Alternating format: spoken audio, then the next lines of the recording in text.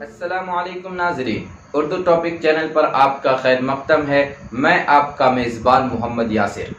اگر آپ نے ابھی تک اردو ٹاپک کو سبسکرائب نہیں کیا ہے تو ابھی سبسکرائب کریں اور بیل آئیکن کو دبائیں تاکہ ہر ایک ویڈیو آپ کے پاس سب سے پہلے پہنچ سکے۔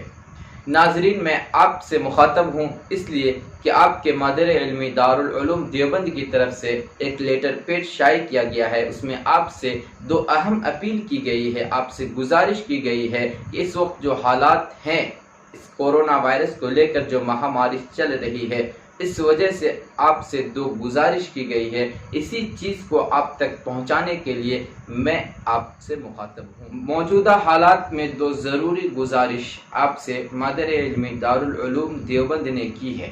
نمبر 1، شب برأت سے متعلق 9 اپریل بروز جمعرات شعبان کی 14 تاریخ ہے۔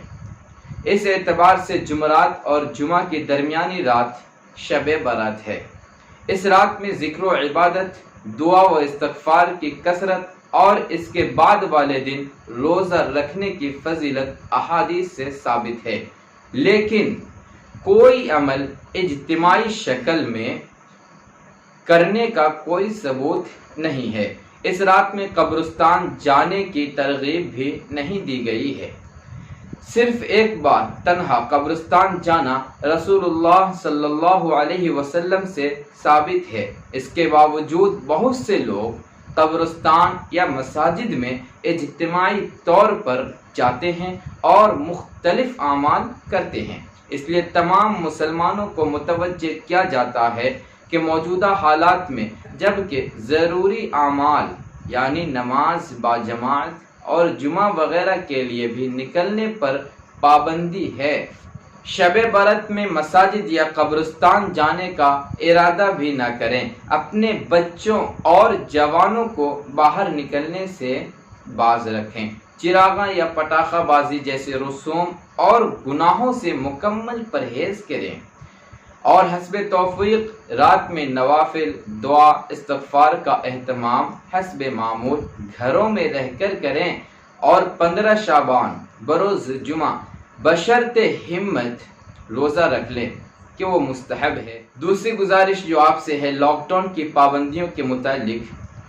کورونا وائرس کے خدشے کے تحت دنیا کے اکثر ملکوں کی طرح ہمارے ملک میں بھی لاک ڈاؤن نافذ ہے، جس کے 14 دن گزر چکے ہیں، لیکن ابھی تک بعض لوگوں کے بارے میں یہ شکایت سننے میں آتی ہے کہ وہ بسا اوقات اس پابندی کی خلاف ورزی کرتے ہیں۔ شاید ایسے لوگ ان پابندیوں کو صرف حکومت کی انتظامی پالیسی کے طور پر دیکھتے ہیں، اس لیے تمام مسلمانوں سے یہ گزارش ہے کہ اس سلسلے میں 2 باتیں ملحوظ رکھیں۔ نمبر 1، حکومتی قوانین کی پابندی بھی ہماری اخلاقی و شرعی ذمہ داری ہے، خاص طور پر اس صورت میں کہ حکومت پابندیوں کا مقصد بھی شہریوں کا تحفظ ہے۔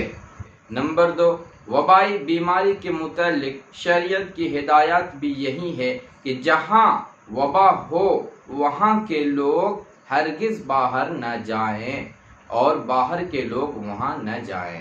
متعلق احادیث نبویہ اور حضرت عمر فاروق رضی اللہ تعالی عنہ اور دیگر بہت سے صحابہ کرام رضی اللہ عنہم کے طرز عمل سے یہی رہنمائی ملتی ہے۔ اس لیے موجودہ حالات میں احتیاطی تدابیر اختیار کرنا اور گھروں تک محدود رہنا شرعی اور قانونی دونوں اعتبار سے ضروری ہے۔ لہذا تمام مسلمان ان پابندیوں کی خلاف ورزی سے بچیں اور حفاظت و علاج معالجہ وغیرہ سے بھی غفلت نہ برتیں۔ یہ تدابیر اختیار کرنا بھی شریعت کے حکم کی تعمیل ہے اور یہ ہمارے ایمانی عقیدہ کے منافی نہیں ہے کہ جو کچھ ہوتا ہے صرف اللہ کے حکم سے ہوتا ہے۔ ہمیں یہ عقیدہ بھی شریعت نے دیا ہے اور تدبیریں اختیار کرنے کا بھی حکم شریعت سے ہی ملا ہے۔ اسی کے ساتھ کثرت سے استغفار، درود شریف اور آیت کریمہ پڑھنے کا اہتمام کریں اور اللہ تبارک و تعالیٰ کی بارگاہ میں اپنے لیے اور پورے عالم کے لیے عافیت کی دعا مانگتے رہیں۔